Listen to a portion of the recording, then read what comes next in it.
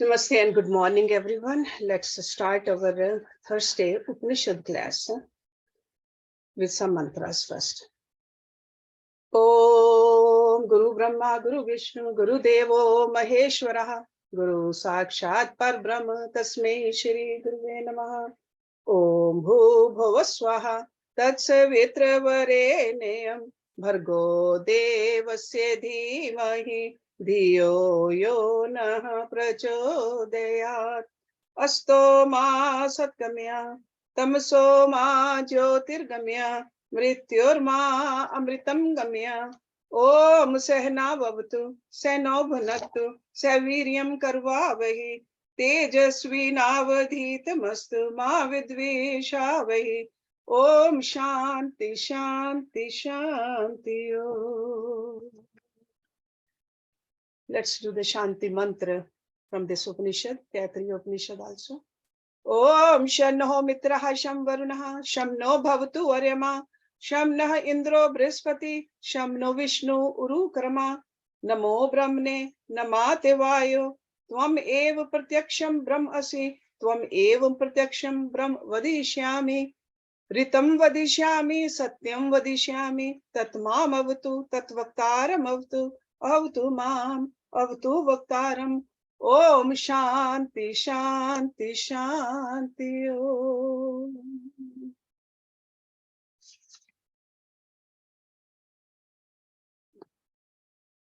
Towards the end of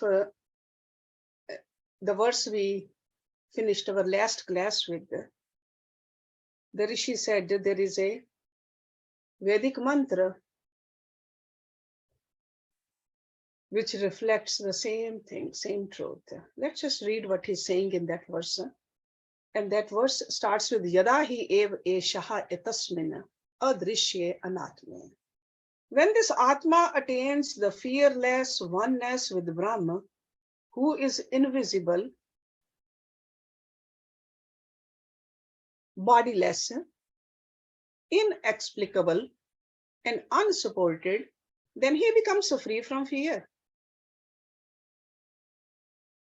Where, however, this makes even the slightest distinction in Brahma, then there is a danger for him.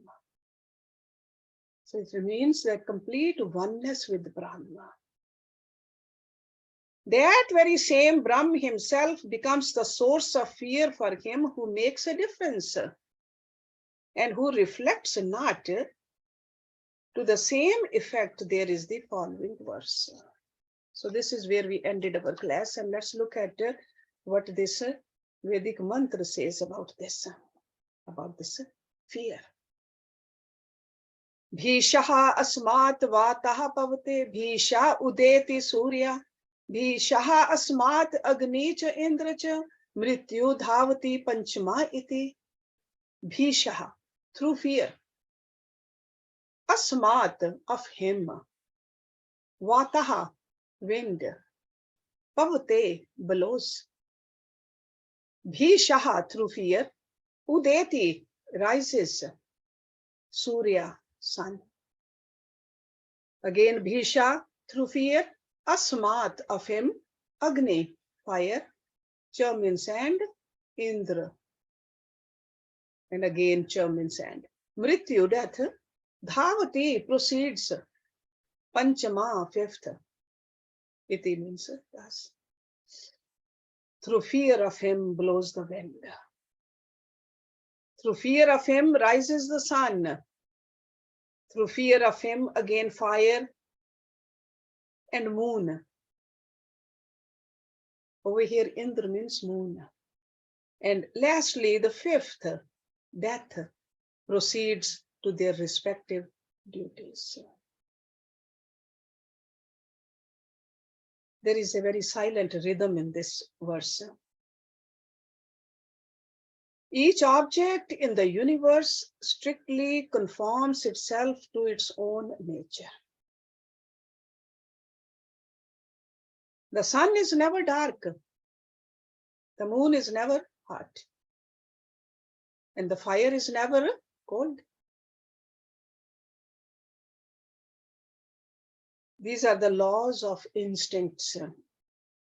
and emotions which are observed among the animals also, in the vegetables also, in the humans also. They're all strictly pursued everywhere in nature. That's what this Vedic mantra is saying. And whenever there is a law, that law is being held by a lawgiver. And that's what the hymn is over here, the lawgiver. We find the strict adherence to the law. It's always because of the fear of the lawgiver, the punishment from the lawgiver.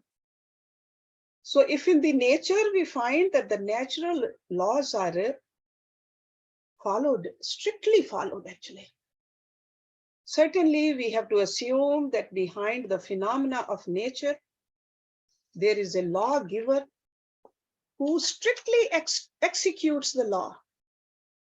And this is what this Shruti mantra is bringing it towards our attention, establishing the supremacy of the spirit over matter. Because there's nothing, these are the only two things, the Prakriti and the Purusha. It's like who is giving the dynamism to the Prakriti? That is the spirit. So this spirit is not a non-entity, which we saw in the earlier verses. It is called the existent reality, the spirit, which can be experienced as full of bliss, omnipresence, omniscience. That is the spirit he's talking about. So in this verse, we see the 5 main observations by this Rishi. Rising of the sun, the heat of the fire, the light of the moon, and the principle of decay and death that sustains the perishable nature of a finite world called death. So all of these indicate that the entire phenomenal world is an intelligent scheme which is ordered by a dynamic divine force. Whether we call it a spirit, whether we want to call it a Paramatma or Atma or Brahma. And that spirit has established laws of behavior and laws of reaction. Okay. Let's look at the next verse. Over here, in the next quite a few verses, the joy or the anand is mentioned. The different degrees of joy or the different degrees of bliss is mentioned in here. Let's start with the verse number 2. Sa eshaha anandasye mimangasa bhavati yuva syat sadhu yuva adhyayaka ashishtaha dridishtaha balishtaha tasye iyam prithvi sarva vitasya purnah syat sa ekaha manush anandah te ye shatam manush anandah sa ekaha manushe gandharva nam ananda shrotriyasya cha akamat hatasya. Sa means that if somebody has a book and they are on the verse, can you please tell the page number or the verse number? Sa means that, Esha means this. Anandasya, concerning the bliss. Vimang saha, inquiry. Bhavati means is.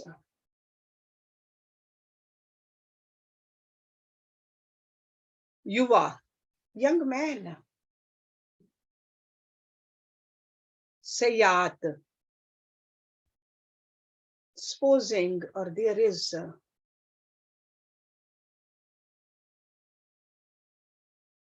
Yeah, can somebody tell the page number, please? Urmil is still looking for it.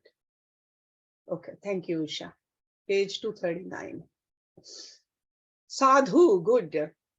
Yuva, youthful. Adhyayaka, well versed in scriptures. Ashishtaha, well disciplined. Dridishtaha, resolute. Balishtaha, very strong. Tasya means to him, iyam, this, prithvi, the earth. Sarva, entire. Vitasya, with wealth. Vit means wealth. Purnaha, full. Sayat, belongs. Sa ekaha, that one. Manush, human. Anandaha, bliss. Te means these. Ye means which. Shatam, 100. Manush Anandaha, human bliss, or you can call it a units of human bliss. Next line, Sa means that, Ekaha one, Manushasya Gandharvanam Anandaha, the bliss of human Gandharvas. See, there are Dev Gandharvas, then there are human Gandharvas. So he's talking about the bliss of human Gandharvas. Shrotrasya, well versed in Vedas. Cha means and, Akam Hatasya, who is free from desires. Akam, no desire, like a desireless. The following is the inquiry concerning the bliss. You can call it a Brahmananda Rasa. Suppose there be a youth who is good, well versed in the scriptures, well disciplined, resolute, and very strong, balished. Suppose to him belongs all this earth full of wealth.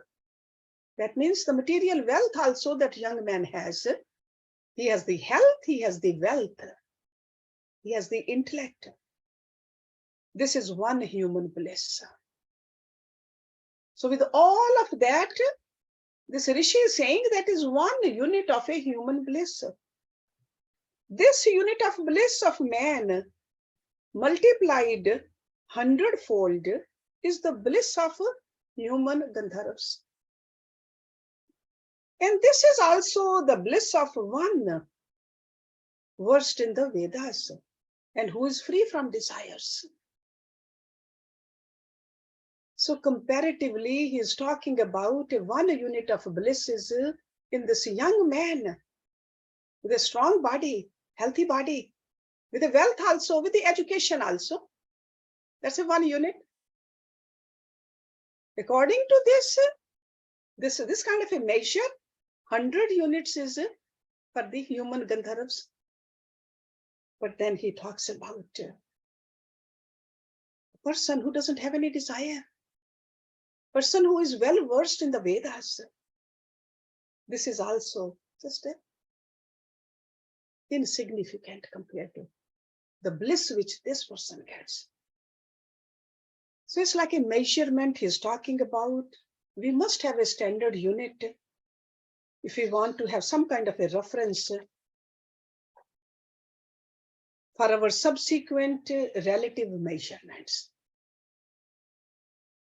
So in order to measure the joys of the various situations, we need a unit of measure. That's why normally we say on the scale of 1 to 10. For our pain also, for our happiness also, how much happiness, our beauty also, we say 1 to 10. So this Shruti is, first of all, defining here the unit very clearly for us. So this Vedic mantra says that joy of an educated, well-disciplined, mentally resolute, and physically strong young man or a young person when he comes to possess the wealth of the world, he draws some bliss from it, joy from it, all of it. That is a one unit measure of a human bliss. Manush Ananda. So in the definition of this bliss, the scripture is also giving us indirectly the conditions necessary for a true material enjoyment. We all know that we cannot enjoy the wealth if we don't have a health. And we don't enjoy the health if we don't have the wealth. So that's why he's mentioning all of it. This young man has all of it.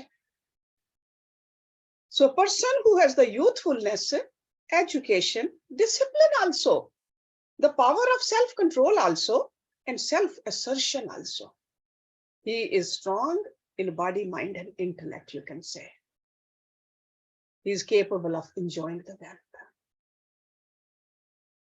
Because otherwise, if we don't have all that, wealth could be added burden, weighing us down. I have often heard from the saintly people that a donkey carrying golden bricks is no way better and luckier than a donkey which is carrying a mud bricks. So this being the unit of the sensuous worldly joy, which is to an extent within our comprehension, the teacher is trying to indicate the various types of joys in their quantity and quality relative to this unit. Just remember that. 100 times the joy unit represented by the human bliss, he says, is the joy of the human Gandharv. And who is a human Gandharv now?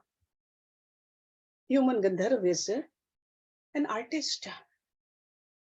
We all know that the joy of human artist in the moments of inspiration, they can forget the entire world. Whether they are writing a poetry or whether they are painting or even when they are dancing. Those are called, artists are called human Gandharvas. The bliss derived by a genius or an artist is explained here. They are ready to give up anything because they are reaping the joy which is 100 times more than the other joys. So it's like a quantitatively as 100 times more than the sensuous joy of the young self-cultured person of true education. And when he's prosperous also, just look at it, how they have analyzed it. But the joy of this inspired artist, which is equated with 100 joys of the emperor, is said to be by the Shruti the joy of one who is a deep student of the scriptures. And a person who has realized the goal indicated by the Vedas. That's what it really means. Understood the ultimate goal. It's like a conscious experience of the all-full nature, and he has no more worldly desires for the paltry things of the world. So this Rishi doesn't stop here. There are several verses, continuation of with this measure, unit of measure. So next verse. Te ye shatam manushye gandharva nam ananda. Sa ekaha dev gandharva nam ananda. Shrotriyasye cha akam atasya. Te means those. Ye means which. Shatam 100. Manushya gandharva nam of the human gandharvas, human artists. Anandaha, bliss. Sa means that, ekaha one, dev gandharva nam ananda, bliss of celestial gandharvas, celestial artists, like Chitraratha. Shrotriyasya cha, cha means and, Shrotriyasya, one who is well versed in Vedas. Akamhatasya, who is free from desires. 100-fold of the bliss of the human Gandharvas is the unit of measures of the bliss of the celestial Gandharvas. So that means they enjoy that much more the bliss. This is the same as the bliss of the one who is well versed in the Vedas and who is free from desires. So he's continuing the comparative estimate of bliss, pointing out how 100 times the joy of inspiration, which a mortal genius can experience in the world of art, is the joy, content of an inspired moment of Dev Gandharva, celestial artist. We know that traditionally heaven is considered as the place of experience where all the joys have reached their climax. We can't even imagine how much joy is there. That's why a lot of people, they will do the deeds to enjoy the heavenly pleasures. So the traditional belief is that their life is longer in the heaven, health is better, the sense organs are more powerful, and the mind and the intellect more acute. So that's why the intensity of the enjoyment is sharper, because we enjoy only through our sense organs. So the artists of the heaven must have a greater joy than the artists of the world. So it is said that the joys of the celestial artists are 100 times more than the mortal artists of the world. But even this joy of a celestial Gandharvas is equated with the joy experienced by a Vedic scholar who, having experienced the theme of the Vedas, has come to entertain no more desires for the finite world of objects. Then continuation of this in the next verse. Te ye shatam dev gandharva nam ananda. Sa ekaha pitri nam chir lok loka nam ananda. Shrotriyasye cha akam hatasya. Te means those, ye which, shatam, 100. Dev gandharva nam ananda, of the Dev Gandharva bliss, or the bliss of the celestial artists. So means that ekaha one, pitri nam, chir lok, loka nam ananda. The bliss of the names, whose world continues for long. Chirlok. Chirlok means a long life there. Pitrina means we reach that lok as a reward for true and sincere ritualistic worship and moral living. So that is another abode. Shrotriyasye, one who is well versed in Vedas. Cha means and, akam hatasya, free from desires. 100-fold the bliss of the celestial Gandharvas is the unit of joy of the names, the Pitris, whose world continues for long. So for a long time you enjoy the bliss over there. The same is the joy is expressed by one well versed in the Vedas and who is free from desires. So he's continuing the statistics of joy. So this Rishi is saying 100 times the joy of celestial artists is the joy of the males who live in the world of the dead. Pitrilok. This is a very prominent concept in Hinduism, that those who have been faithfully following all the moral and religious injunctions of a true Hindu, it is declared that they would departure from here and gain the pleasant abode of the dead and continue enjoying the subtler joys of the world for a considerably long time. So that means they don't come back on the earth as a mortal being for a long time. They just enjoy the celestial place. But at the end, when they had exhausted the fruits of their righteous actions, they will again, tradition says that they will again come back to the world to be born in divine environment. And they will be impelled to continue the life of a faithful devotee. Okay. So having reached the world of the mains, the ego center comes to enjoy a thrill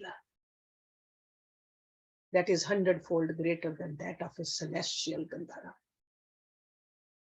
So it's higher. So the Pitri Lok is higher than the Gandharva Lok. That's what this Rishi is saying. And he is assuring that the joy which is experienced over here on the earth by a student of the Vedas who has let go of the worldly desires can experience the same bliss here. This is the point he's trying to make over here, because the last line, Shrotriyasya cha akam hatasya, he is repeating in all these verses for us. Then he says, next verse, Te ye shatam pitri naam chir lok loka naam ananda, sa ekaha ajan janam deva naam ananda, Shrotriyasya cha akam hatasya. Te means those, ye means which, shatam 100. Pitri naam chirlok lokanam, of the mains whose worlds are relatively immortal, very long, chirlok. Ananda, bliss. So means that, ekaha one, ajan jana naam.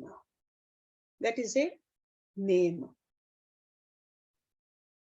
It's almost like a Devloka. Deva Nam Ananda. So bliss of the gods. So these are the names of some gods born in a Devloka. Shrotriyasya cha akam hatasya. One who is well versed in the Vedas and free from desires. This joy of the mains, whose world are relatively immortal, multiplied 100 folds in one unit of joy of the Ajanaj gods, born in the Devlok, and it is also the joy of a Shrotriye, free from desires.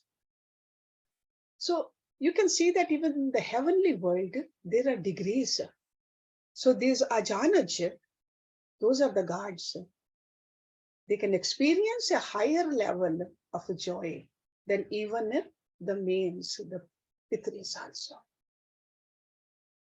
The next verse, Te ye shatam ajan janam deva nam ananda, sa ekaha karam deva nam ananda, ye karmanaha devan api yantihi shrotriyasya cha akam hatasya. Te means those, ye means which, shatam 100, ajana janam, of the gods named Ajanaj, Devanam, born in Devlok, Ananda bliss. So means that ekaha, one, Karam Devanam, the gods with the name of Karamadeva.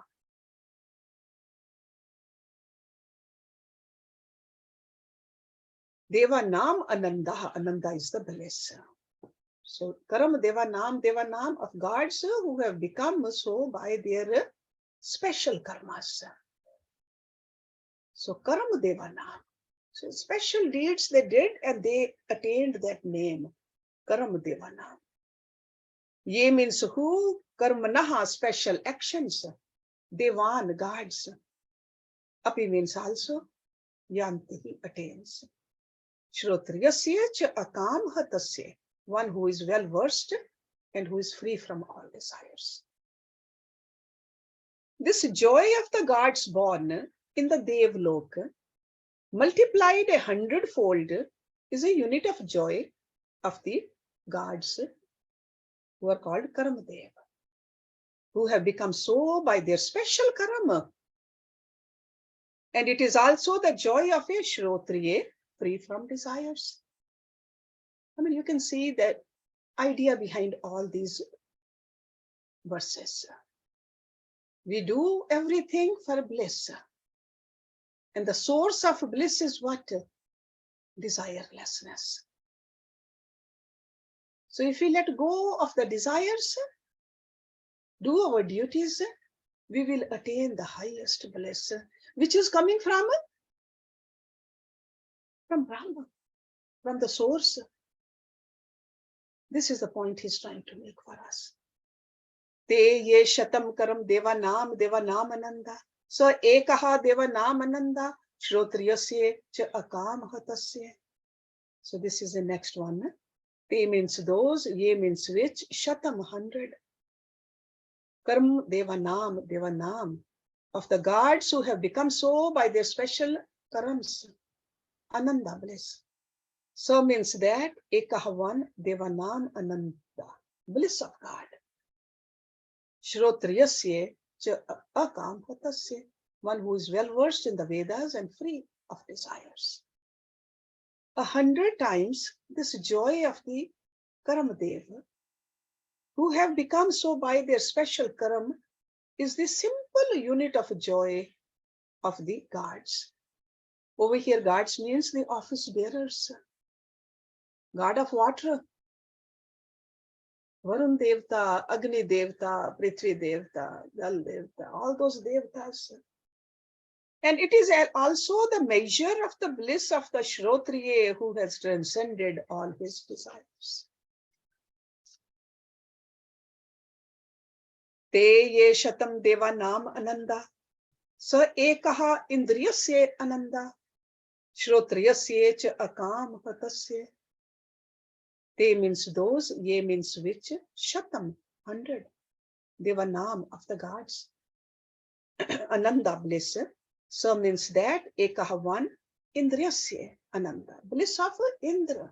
And we know who Indra is, the god of the Devtas.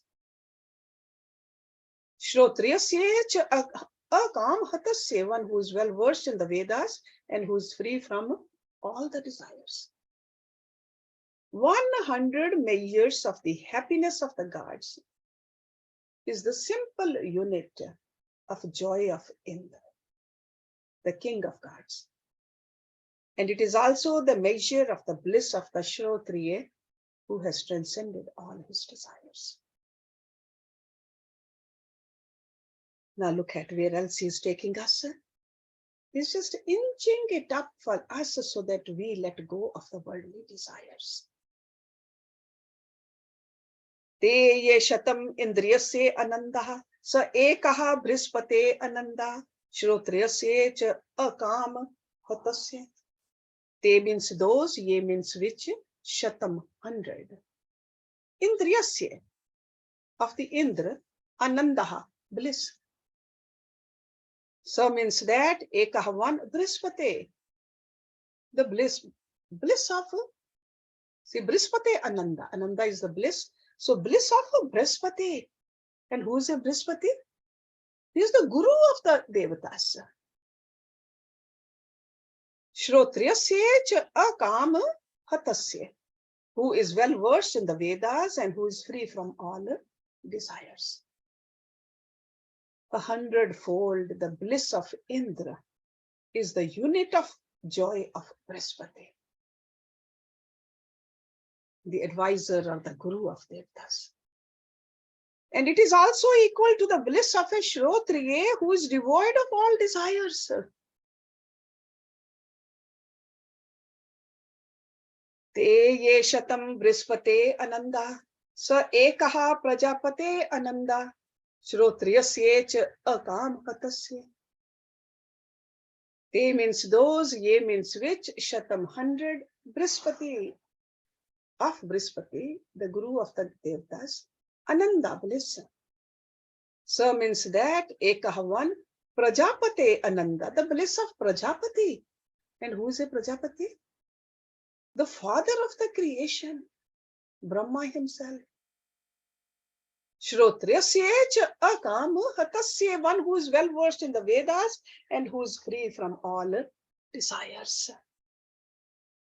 100-fold the bliss of a Brihaspati is the unit of measure of the bliss of Prajapati, the father of the creation. We call it a creator. And it gives us a measure of the bliss enjoyed by a Shrotriya who has no desires. Next verse. Te ye shatam prajapate ananda. Sa ekaha brahmanaha ananda. Shrotriyasya cha akam hatasya. Again, te means those, ye means which, shatam 100, prajapate of the Prajapati, anandaha bliss. Sa means that, ekaha 1, brahmana ananda, bliss of Brahma. Shrotriyasya cha akam hatasya, one who is well versed in the Vedas, who is free from all desires. 100-fold the bliss of Prajapati is the unit measure of the bliss of Brahma, which is no way greater than the bliss of one who is a Shrotriya and who in his experience of the reality is devoid of all the desires. Because when you have gotten the Supreme, you don't long for something which is so small, so minuscule. So he is in these verses continuing the entire list of comparative measurement of bliss.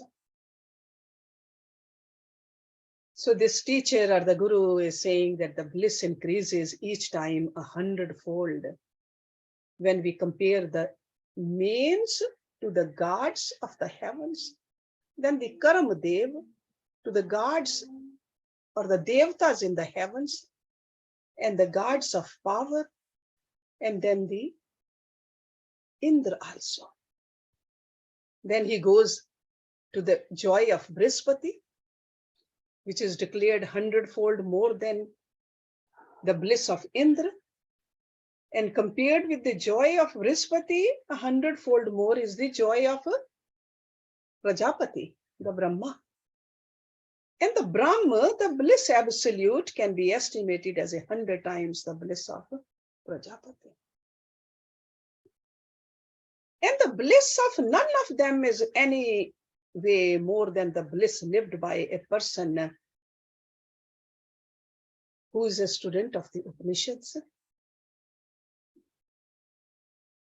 who is studying at the sacred feet of a realized saint, and himself experiencing the theme indicated by the scriptures. It's not just a mere studies, but it's the experience of that also.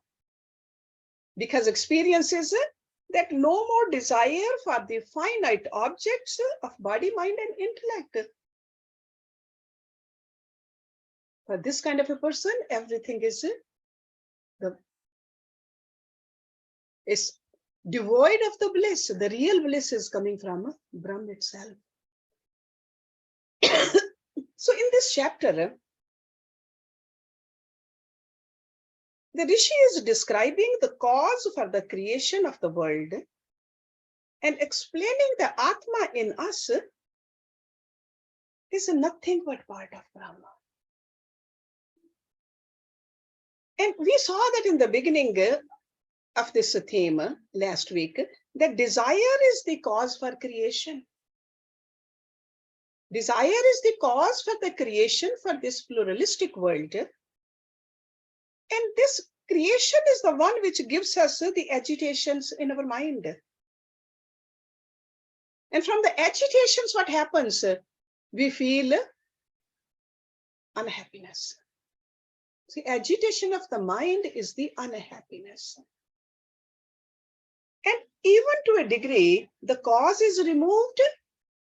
To that degree, the effects are also eliminated. And naturally, the bliss, which is our essential nature, manifests itself. It's not somewhere else. It's right here. So the state of perfection is the state of desirelessness. We want perfect bliss, perfect happiness, perfect joy. Then we got to work on that perfect desirelessness.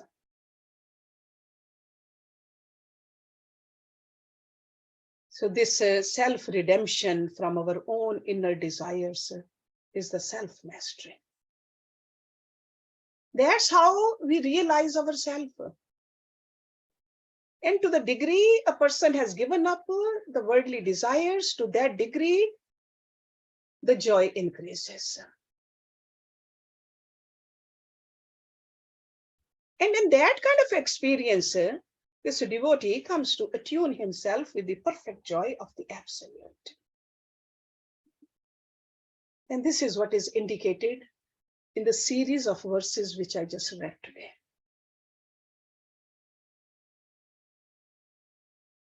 We think that joy can be multiplied, or the sensuous joy can be multiplied by a given times to be equal to the divine bliss. No, that's not how it works. Spiritual joy or the divine joy or the oneness, the bliss we feel at the feet of the Guru or oneness with the God is qualitatively on a different plane than the worldly joy. There's no comparison at all. That's why he just keeps on increasing, keeps on telling us, just for us to understand, but you really cannot compare actually. Even the joy of Brahma, the creator, although pure and great, cannot be the bliss which is the supreme reality. It's minuscule. So that's why our sadhana should be based upon that worldly desires. Are we eliminating them or not? Are we pruning these desires or not? If we keep on pruning, we'll see that at the same time, the real bliss, the absolute bliss, will keep on increasing. So let's stop it here for today's reading. Om Purnamada Purnamidam Purnat Purnamudachyate Purnasya Purnamadaye Purnameva Vishishyate. Om Shanti Shanti Shanti Om. Thank you very much.